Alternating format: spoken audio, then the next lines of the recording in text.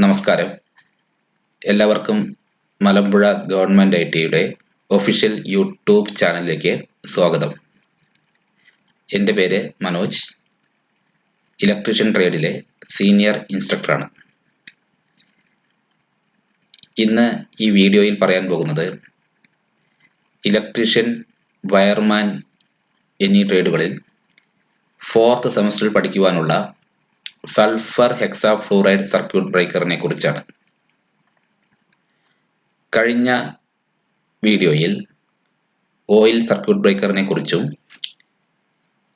Air circuit ബ്രേക്കറിനെ കുറിച്ചും പറഞ്ഞു കഴിഞ്ഞു. എന്താണ് സൾഫർ ഹെക്സാഫ്ലൂറൈഡ് സർക്യൂട്ട് ബ്രേക്കർ എന്ന് നോക്കാം.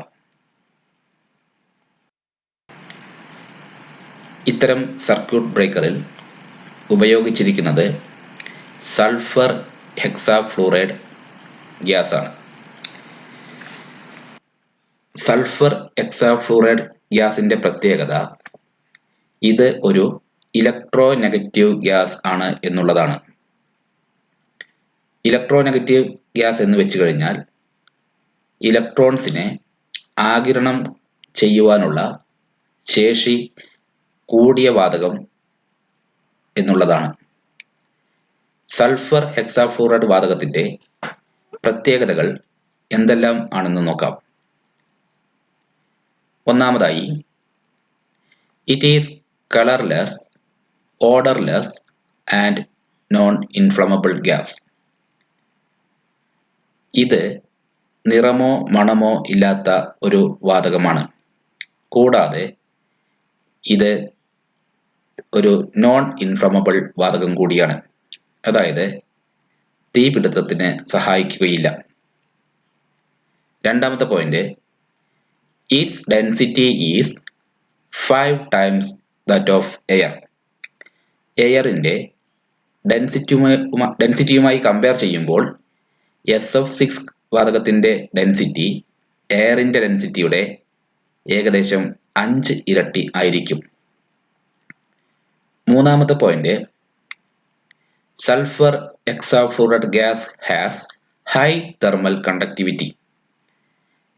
ഈ ഗ്യാസിന്റെ തെർമൽ കണ്ടക്ടിവിറ്റി വളരെ കൂടുതലാണ്. നാലാമത്തെ പോയിന്റ്, നേരത്തെ പറഞ്ഞ പോലെ തന്നെ it is highly electronegative gas. Next point, the dielectric strength is 2.5 times than that of air. എയറിന്റെ ഡൈഇലക്ട്രിക് സ്ട്രെങ്തുമായി കമ്പയർ ചെയ്യുമ്പോൾ 2.5 മടങ്ങ് കൂടുതലായിരിക്കും SF6 ഗ്യാസിന്റെ ഡൈഇലക്ട്രിക് സ്ട്രെങ്ത്. ഒരു SF6 ഗ്യാസിന്റെ ഡ്രോബാക്കായി പറയുന്നത് moisture is very harmful to SF6 circuit breaker. Due to a combination of humidity and SF6 gas, hydrogen fluoride is formed, which can attack the part of the circuit breaker. മോയ്സ്ചറുമായി SF6 gas combine ചെയ്യുമ്പോൾ hydrogen fluoride ഉണ്ടാവുകയും ഈ hydrogen fluoride circuit ബ്രേക്കറിനെ attack ചെയ്യാനും കാരണമാകുന്നു. അതുകൊണ്ട് circuit breaker കേടുവരുവാനുള്ള chance ഉണ്ട്. അതുകൊണ്ട് തന്നെയാണ് SF6 circuit breaker sealed construction ആയി നിർമ്മിച്ചിരിക്കുന്നത്.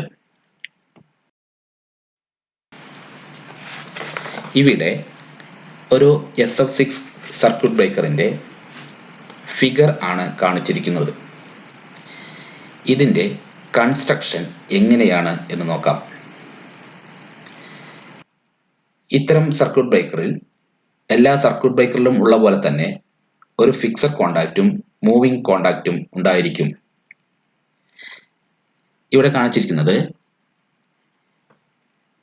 Moving കോണ്ടാക്റ്റിന്റെയും fixed കോണ്ടാക്റ്റിന്റെയും ഫിഗറാണ്. ഈ മൂവിംഗ് കോണ്ടാക്റ്റും ഫിക്സഡ് കോണ്ടാക്റ്റും ഒരു ഗ്യാസ് ഇന്ററപ്ഷൻ ചാമ്പറിൽ ആണ് സ്ഥിതി ചെയ്യുന്നത്. ഈ ഗ്യാസ് ഇന്ററപ്ഷൻ ചാമ്പറിൽ SF6 ഗ്യാസ് ഫിൽ ചെയ്തിട്ടുണ്ടായിരിക്കും. ഇന്ററപ്ഷൻ ചാമ്പർ ഒരു ഗ്യാസ് റിസർവോയറുമായി വാൽവ് മെക്കാനിസത്തിലൂടെ ബന്ധിപ്പിച്ചിട്ടുണ്ടായിരിക്കും. ഗ്യാസ് റിസർവോയർ എന്ന് പറഞ്ഞാൽ SF6 ഗ്യാസിന്റെ റിസർവോയർ.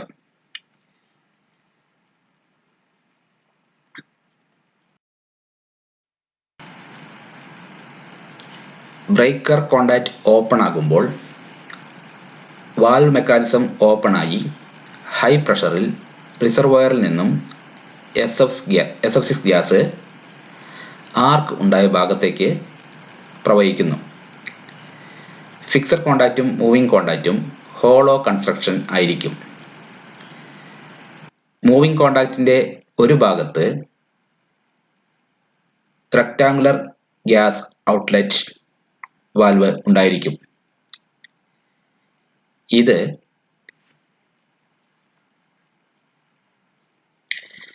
റീകണ്ടീഷൻ ചാമ്പറിലേക്ക് ഗ്യാസ് ഫ്ലോ ചെയ്യുന്നതിന് വേണ്ടിയാണ് ഉപയോഗിച്ചിരിക്കുന്നത്.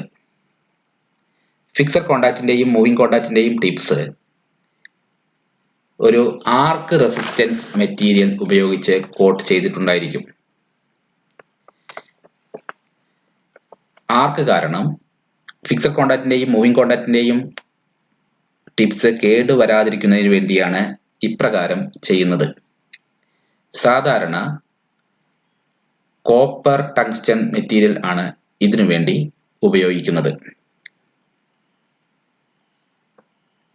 Construction of SF6 circuit breaker. This circuit breaker consists of fixed and moving contacts enclosed in a chamber as shown in figure. The chamber is called interruption chamber, which contains SF6 gas and it is connected to SF6 gas reservoir. When the contacts of breaker are opened, the valve mechanism permits a high pressure SF6 gas from the reservoir to flow towards the arc interruption chamber. The fixed contact is a hollow cylindrical contact fitted with an arc hole. The moving contact is also a hollow cylinder with rectangular holes in the sides. The holes permit the flow of gas.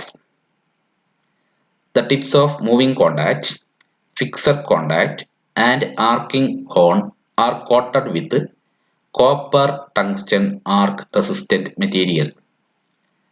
The SF6 gas is reconditioned and reclaimed using suitable auxiliary system after each operation of breaker.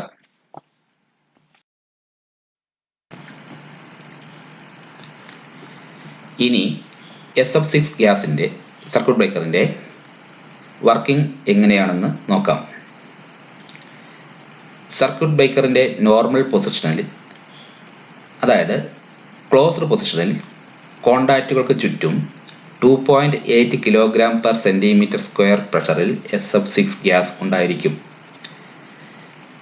Breaker open ആകുമ്പോൾ moving contact fixed കോണ്ടാക്റ്റിൽ നിന്നും അകലുകയും അതിന്റെ ഫലമായി moving കോണ്ടാക്റ്റിനും fixed കോണ്ടാക്റ്റിനും ഇടയിൽ ആർക്ക് ഉണ്ടാകുന്നു. ഈ ആർക്ക് ഇല്ലായ്മ ചെയ്യണം. ഇതിനുവേണ്ടി ഈ സമയത്ത് ഗ്യാസ് റിസർവോയറിൽ നിന്നും, അതായത് SF6 ഗ്യാസ് റിസർവോയറിൽ നിന്നും 14 kg/cm² പ്രഷറിൽ SF6 ഗ്യാസ് ആർക്ക് ഇന്ററപ്റ്റിംഗ് ചാമ്പറിലേക്ക് വാൽവ് മെക്കാനിസം ഓപ്പൺ ചെയ്ത് വരുന്നു. ഇങ്ങനെ വരുന്ന ഈ ഗ്യാസ് ആർക്ക് ഭാഗത്തിലെത്തുകയും അവിടെയുള്ള ഫ്രീ ഇലക്ട്രോൺസിനെ സ്വീകരിച്ച് ഇമ്മൊബൈൽ നെഗറ്റീവ് അയോൺ ആയി മാറുന്നു. അതായത് ഇമ്മൊബൈൽ സൾഫർ ഹെക്സാഫ്ലൂറൈഡ് അയോൺ ആയി മാറുന്നു. ഇതിന്റെ ഫലമായി കോണ്ടാക്റ്റുകൾക്കിടയിലുള്ള മീഡിയത്തിന്റെ ഡൈലക്ട്രിക് സ്ട്രെങ്ത് കൂടുകയും അയണൈസേഷൻ ഇല്ലാത്തത് കാരണം ആർക്ക് ഇല്ലാതെയാവുകയും ചെയ്യുന്നു. ഈ മൂവിംഗ് കോണ്ടാക്റ്റിനും ഫിക്സഡ് കോണ്ടാക്റ്റിനും ഇടയിൽ ഇലക്ട്രോൺസ് ഉണ്ടാകുമ്പോഴാണ് ആർക്ക് ഇല്ലാതെ ആവുന്നത്. ഇങ്ങനെയുള്ള ഇലക്ട്രോൺസിനെ സ്വീകരിച്ചാണ് SF6 ഗ്യാസ് ഇമ്മൊബൈൽ അയോൺ ആയി മാറുന്നത്. ഇമ്മൊബൈൽ അയോൺ രൂപീകൃതമാകുമ്പോൾ ആർക്ക് ഇല്ലാതെ ആകുന്നു. ആർക്ക് എക്സ്റ്റിങ്ഷൻ കഴിയുമ്പോൾ വാൽവ് മെക്കാനിസം സ്പ്രിംഗ് ആക്ഷനിലൂടെ ക്ലോസ് ആവുകയുമാണ് ഒരു സർക്യൂട്ട് ബ്രേക്കറിൽ ഉണ്ടാകുന്ന പ്രവർത്തനം. SF6 ഗ്യാസ് ഇലക്ട്രോൺസിനെ സ്വീകരിച്ച് SF6- അയോണായി മാറുകയും ഇത് കുറച്ച് സമയത്തിന് ശേഷം SF- അയോണും ഫ്ലൂറിനും ആയി മാറുന്നു. ഈ SF5- ഗ്യാസും ഫ്ലൂറിനും റീകണ്ടീഷൻ ചാമ്പറിലേക്ക് മൂവിംഗ് കോണ്ടാക്റ്റിലുള്ള റെക്ടാങ്കുലർ ഹോളിലൂടെ ഫ്ലോ ചെയ്യുന്നു. റീകണ്ടീഷൻ ചാമ്പറിൽ വെച്ച് വീണ്ടും ഇതിനെ SF6 ഗ്യാസായി മാറ്റാവുന്നതാണ്. അതുകൊണ്ടാണ് ഓരോ ഓപ്പറേഷൻ കഴിയുമ്പോഴും SF6 സർക്യൂട്ട് ബ്രേക്കർ റീകണ്ടീഷൻ ചെയ്യണം എന്ന് പറയുന്നത്.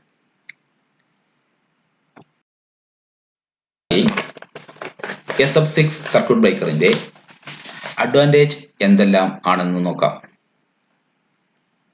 First point, these circuit breaker have very short arcing time.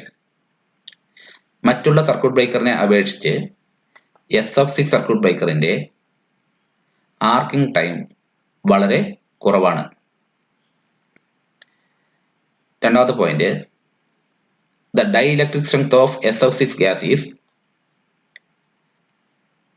2 to 3 times more than the air. Such breakers can interrupt much larger current. High current interruption ആവശ്യമായ സ്ഥലത്തെല്ലാം SF6 circuit ബ്രേക്കറാണ് ഉപയോഗിക്കുന്നത്.